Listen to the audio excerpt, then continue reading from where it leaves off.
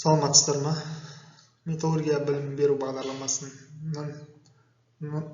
студенттеріне арналған болат өндірісінің теориясы мен технологиясы пәнінен дәріс нөмірі 5 сұйық металл фазасында элементтердің өзгеруі.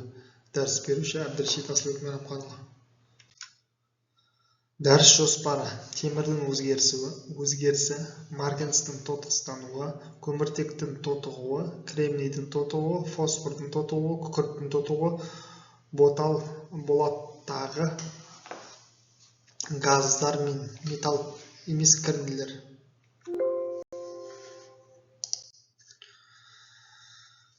Темір болат құрамында және балқу кезінде металл фазасының негізгі үлесі болып табылады. Болат балқыту үрдісі кезінде металдық фазада басқа элементтердің бірнеше есе өзгерген кезде темірдің концентрациясы 10%-ға өзгереді. Болат құрамындағы темірдің өзгерісі дегеніміз металдық фазада оның өсуі мен кемуін айтпаймыз. Оның қож немесе газ фазасына ауысуын айтады. Темірдің металдық фазадан басқа фазаларға ауысуы оның физикалық және химиялық қасиеттеріне байланысты. Темірдің физикалық қасиеті болып, болат балқыту процесінің негізгі параметрлерін анықтайды. Температуралық режим, тотығып тазарту режимі және тағы басқа. Сондықтан болат балқыту үрдісінің физика-химиялық қасиетіне темірдің қасиеті және оның өзгерісі маңызды рөлге ие. Темірдің физикалық қасиеті: болат балқыту температурасы 1539, оттегімен қаныққан кезде 1530. Болаттың балқыту температурасы темірге қарағанда аз. Құрамындағы элементтер темірдің 1-3%-ға дейін азайтады. Балқу жылуы 15900 килоджоул немесе 271 килограмм. Қайнау температурасы: темірдің қайнау температурасы 2575, булануы 352 килоджоул моль немесе 6300 килограмм. Темірдің буының серпімділігі 13 паскаль, ХФ 0,33 грамм метр куб, температура 1600, тұтқырлық динамика 0,1-0,1 паскаль секунд. Сұйық темірдің тығыздығы 1550-1650, 6,7-6,8 грамм сантиметр куб. Беттік керілуі 1000-1800 килоджоул метр квадрат. Сұйық темірдің еру қабілеттілігі. Темірдің химиялық қасиеті, яғни серпімділік диссоциацияға ие. Газ фазасында оттекті потенциалы, сұйық металл фазасында темір концентрациясының кірнелер әсері, қож фазасында темірдің еруіне белсенділік әсері. Марганецтің тотығуы: марганец кез келген қатынаста темірде ериді. Атомдық салмағы мен басқа қасиеттері бойынша темірге айтарлықтай ұқсастығы бар. Марганец темірмен идеалға жақын ерітінді түзеді. Марганецтің тотығуы: марганец плюс О, марганец О, марганец плюс 2-1 О2 марганец О, марганец О, марганец плюс феррум О, марганец О, феррум. Барлық жағдайда марганецтің тотығу кезінде жылу бөлінеді және температураның өсуімен марганецтің қожының тотықстану орын алады. Марганец оңай жеңіл тотығатын элемент нәтижесінде түзеді. Марганец О, марганец О2, марганец 2О3, марганец 3О4. Марганец О темірмен әрекеттесіп, марганец плюс феррум О түзеді. Бұндай жағдайда К марганец белсенділік марганец О бөлінген темірмен марганец тотығының белсенділігі. Марганец пайдалы қоспа болып табылады, өйткені қайнаға болатты қышқылстандыру арқылы газдардан арылуға мүмкіндік береді және үрдістің оңтайлы жүруіне мүмкіндік береді. Келесі: зиянды күкірттің әсерінен азайтуға мүмкіндік береді. Оның күкіртке ынтықтығы жоғары. Марганец С түзілуі арқылы кристалдану үрдісі кезінде қатты түйіршік күйінде бөлініп шығады. Марганец С феррум С қарағанда салыстырмалы аз. Сондықтан сол үшін марганец пен күкірттің арақатынасы 20 болуы тиіс. марганец ірілгілеуші элемент ретінде яғни беріктілігі, серпімділігін, тозымдылығын арттырады. Бұл яғни балқыту кезіндегі металл құрамында марганецтің өзгерісі, яғни марганец пен темір тотығы көп болатын болса, уақыт өткен сайын марганецтің тотығу дәрежесі жоғары болады және керісінше. Көміртектің тотықстануы. Көміртектің тотығуы келесі реакциялармен түсіндіріледі. Көміртек О плюс СО, С плюс фермо, СО плюс СО, С плюс 2-1 О2 СО.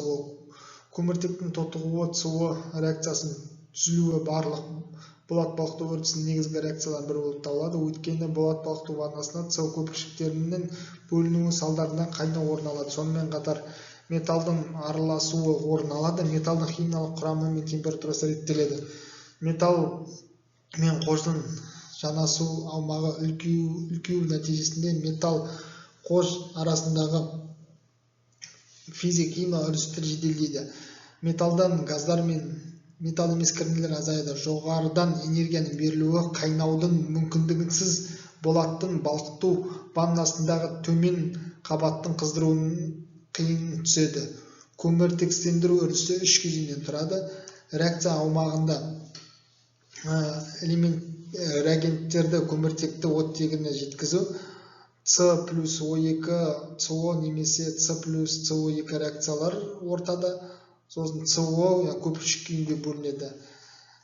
Бұл жерде металдағы көміртегі мен оттегінің арақатынасы бірінші 100 паскалда 0,125-ке тең, екінші СО 150 яғни килопаскалға тең. Келесі көміртекстендіру үрдісі.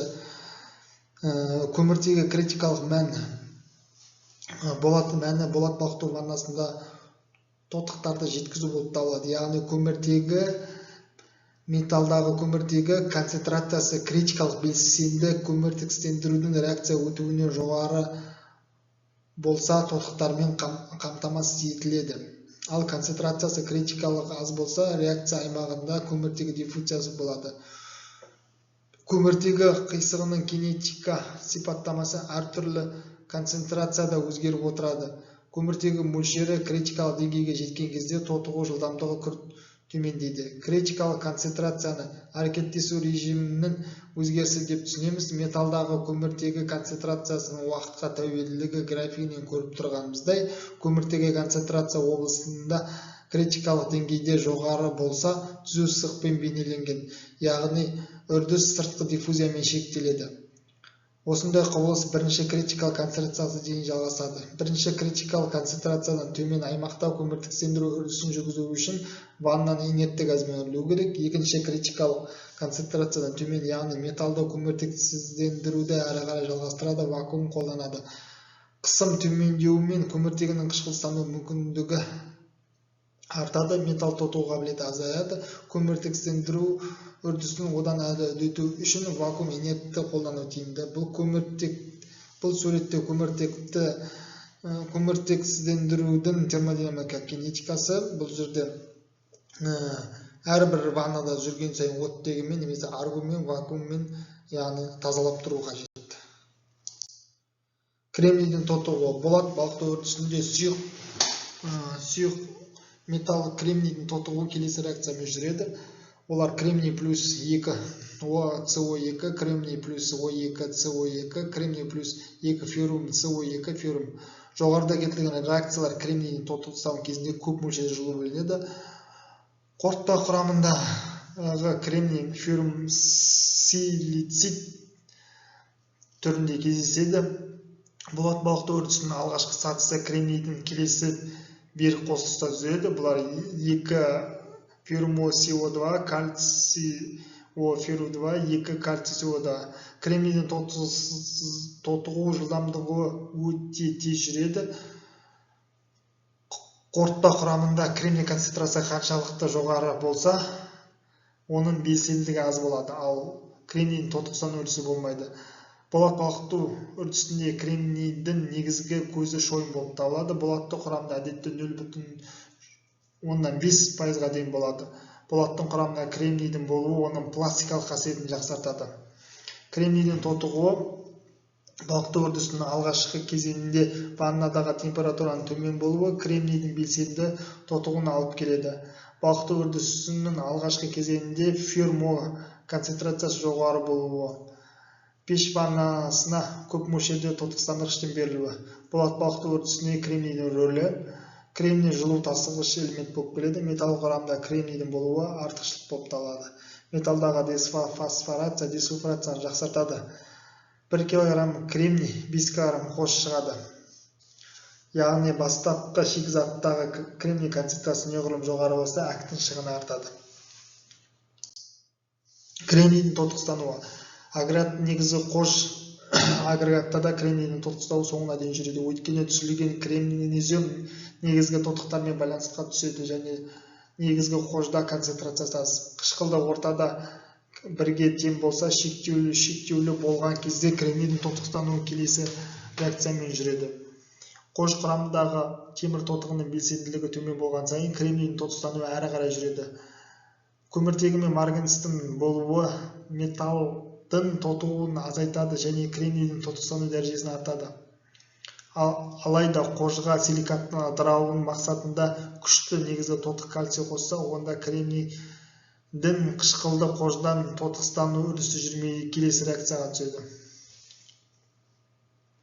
Ол кремний тотығы 2 темір фермо кремний.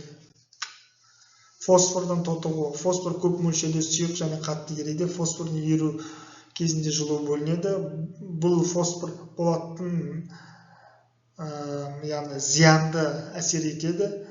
Бірақ алайда оның пайдалы тұстары бар. Мысалы, болат балықты өндірісінде станоктарда морт-сынғыш металдар қолдану қажет етеді және шойынды фасонды құймау үшін де кезек. Фосфордың зиянды болуы келесідей анықталады, яғни гамма облысының кішіреюі негізінде бірінші ретті ликвацияның пайда болуы, екінші металл құрамындағы фосфорға бай әлсіз қабаттар пайда болып, нәтижесінде төмен температурада оның пластикалық қасиеті төмендейді. Фосфордың кері әсері болаттың құрамындағы көміртегінің концентрациясы жоғары болғанда білінеді.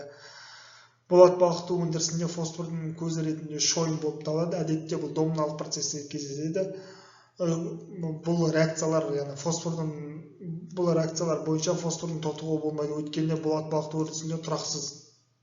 Заманауи болат балықты кезінде ол келесі реакциялармен жүреді. Оны фосфор, темір, кальций арқылы кальций фосфатын үзу нәтижесінде бұл дефосфорация жүреді. Дефосфорация бұл келесі түсіндіру болады. Сұйық темір әкті қожда қалыптастыру. Қож құрамында фосфордың белсенділігі аз болуы тиіс. Салыстырмалы төмен температура, қождың негізілігі, тотығу атмосферасының болуы және ферромонның көп болуы. Фосфордың тотығуы. Болат агрегатында дефосфорация үшін жүргізу негізгі технология әдістер: агрегатты оттегіні жіберу, балқыту процесінің бастапқы кезінде төмен температурамен фосфордан арылу, жұмсақ күйдірген әкті қолдану, агрегатты темір тотығын енгізу, қожды жаңарту, балқымалы шпат енгізу, сұйық қожды түзу мақсатында ваннаны араластыру, жоғары температура әсеріне әкті ерту. Рефосфорация белгілі бір жағдайды орындау кезінде алдын ала тотыққа фосфорды тотықсандыру үрдісі, яғни балқытудың соңында жоғары температура әсерінен қышқылтастағыштар енгізу, шөмішкеге құю кезінде ферросилицийдің қождың негізілігін төмендету. Жоғарыда аталған барлық жағдайда дисфосфорация әсер етеді, ал рефосфорацияға оңтайлы. Күкірттің тотығуы. Темір 2+S2 иондары күштік иондық байланысы бар. Темір мен күкірттің топтасуы металл құрамындағы күкірттің артыруына, темір тұтқырлығын айтарлықтай жоғарылауына әкеледі. Күкірт сұйық темірде шексіз ерігіштік қасиетке ие. Оның 0,05 концентрация кезінде оны металлға зиян әсер етеді. Күкірттің металл сапасына зиян әсері келесідей анықталады. Болаттың кристалдану кезінде құрылымы бойынша қабат арқылы қатайған күйде темір сульфидтер түзеді, ал 1000 градуста температурада бұзылады. Екінші, дайын металды механикалық қасиеттер төмендейді. Одан кейін анизотроптық қасиеті артады, дәнекерлеуші қасиеті нашарлайды, электротехникалық қасиеттер төмендейді, коррозияға қарсы тұру үшін тұру қасиеттері нашарлайды. Десульфрация кезінде келесідей формуламен өрнектеледі. Ол яғни тетта S, тетта жалпы бөлінген металдың құрамындағы және жалпыға бөліп 100-ге көбейтеміз. Күкіртті газ фазасында жою.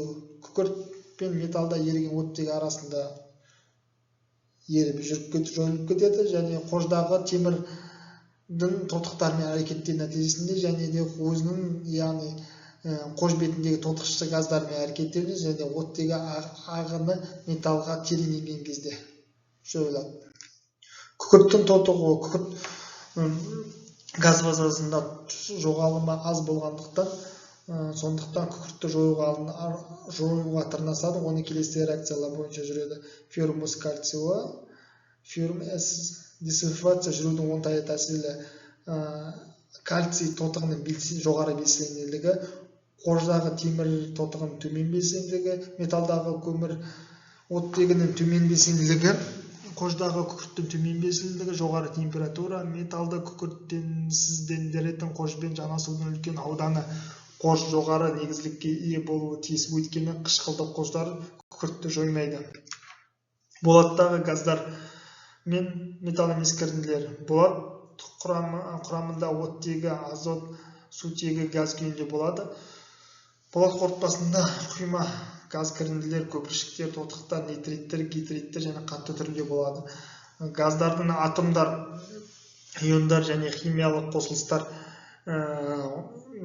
түрінде ену процесі металдағы газдың еру процесі деп аталады. Бұл процесс көп сатылы және оны шартты бірнеше кезеңге бөлуге болады. Бірінші, металл бетіндегі газдардың масты алмасуы, металл бетіндегі газдың адсорбциясы, газ-металл шекарасын өту, металл қабатындағы масса алмасуы. Әдетте болат құрамындағы газ концентрациясы түрінде өрнектеледі. Ол 0,1. Келесі сутегі. Сутегінің еруі температура артуымен өседі және температура төмендеумен азаяды. Темірдің әртүрлі модификациясымен ерекшеленеді.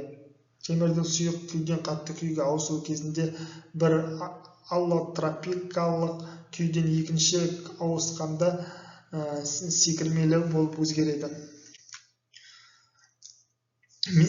Металдағы газдардың еру жылдамдығы келесі байланысы: агрегатты күй, металл бетінің күйі, металдың кристалдық құрылымы, газ қысымы, температура, еріген газ бөлшектері мөлшері. Сутектің металлға кері әсері: пластикалық қасиеті нашарлайды, металдың механикалық қасиеті төмендейді. Қатты металл құрамындағы флокен күйінде бос кеңістіктер пайда болады. Қорытпада кеуектілік пайда болып, илемдеу үрдісін нашарлатады. Азот, альфа, феррум температура артуымен металдағы азот концентрациясы өседі. Яғни температура азоттың темір құрамындағы температура азаюы, ол өйткені темір 4N беріктігін төмендетеді. Сұйық темірдің қатты күйге ауысуы және аллотропикалық бір күйден екінші күйге ауысуы күрт өзгереді. Металдағы азоттың құрамына байланысты әртүрлі болат агрегатында өндірілетін болат келесідей ерекшеленеді: электроболат, конверторлы болат, мартенді болат. Азоттың металлға кері әсері: азотпен қаныққан металл мұртсынғыш болады. Азот металдың механикалық және ысыққа төзімділігін төмендетеді. Азот металлды тез ескертеді және осының негізінде беріктілігі секірмелі, алайда пластик қасиеті төмендейді. Оттегі: таза сұйық темірдің балқу температура кезінде 0,17 оттегі ереді. Температура артуымен сұйық күйде оттегі өседі. Таза темір үшін оттегі келесі температураға тәуелді несімен анықталады. Логарифм 0 тең болады -6400 Т плюс 0,1756. Мұндағы температура 1600, оттегінің концентрациясы 0,276. Оттегі металға әсері: болаттың ескіруіне орын алады, магниттік қасиеті артады, болаттың морсындық болады, электр кедергісі артады. Металды суы кезінде металл құрылымында оттегінде кірінділер бос күйінде түзіледі. Металдан газдарды жою.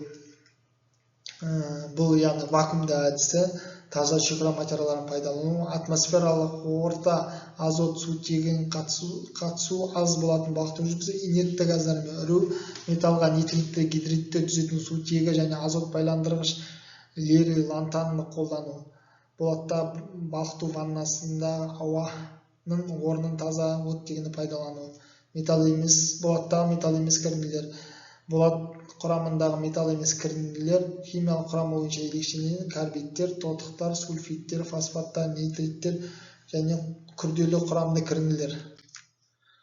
Болаттағы металл емес кірінділер пайда болу көздері: металдағы пештегі, науадағы шөміштегі және отқа төзімді футировкасы мен механикалық байланысы әсерінен металға өткен кірінділер. Екінші, шұқыра материалдардағы шой мен қосжоңқа құрамындағы кірінділер. Технологиялық үрдістер нәтижесінде түзілген кірінділер. Металдың қожбен байланысы әсерінен металға қышқылстандырғыштар мен легіруші элементтерді енгізу. Температура төмендеуі кезінде олардың еркіштігі төмендеу нәтижесінде болаттың кристаллан кезінде металдан бөлінуі. Кірінділердің металдан жою жылдамдығына әсерінің себептері: кірінділер өлшемі, олардың құрамы және тығыздығы, ваннаның араласу белсенділігі, кірінділердің қатаю мүмкіндігі, металл кірінді және қош кірінді фазасында аралық арнау шамасы. Металл емес кірінділер металдың салмағы жеңіл, сәйкесінше олар гравитациялық күштер әсерінен бетіне қалқып шығады. Кірінділердің қалқып шығу жылдамдығы Стокс формуласымен анықталады. В тең болады 9-2 GR P кір бөлінген тұтқырлық. Жоғарыда келтірілген формулалар бұл, яғни кірінділер пішіні шар тәрізді немесе тыныш күйінде сұйық болғанда дұрыс болады. Бұл бақылау сұрақтары: болат балқыту ваннасында элементтер өзгерісін түсіндіріңіз. Кремнийдің тотықстануы, көміртектің, марганецтің, фосфордың, күкірттің, болаттың күкіртістенуі, болаттағы газдар, металдан газдарды шығару, болаттағы сутегі, азот, оттегі, болатты емес кірінділер. Рефосфорация дегенімізде металл құрамындағы газдарды жою әдістерін атаңыз. Металды кірінділерді жою әдістерінің себептерін, металдағы азотты кері әсер ететін анықтаңыз. Металға сутектің кері әсер ететін, металға оттегін кері әсер ететін, металдағы сутегінің көзін тізімдеңіз. Дәріс аяқталды, сау болыңыздар.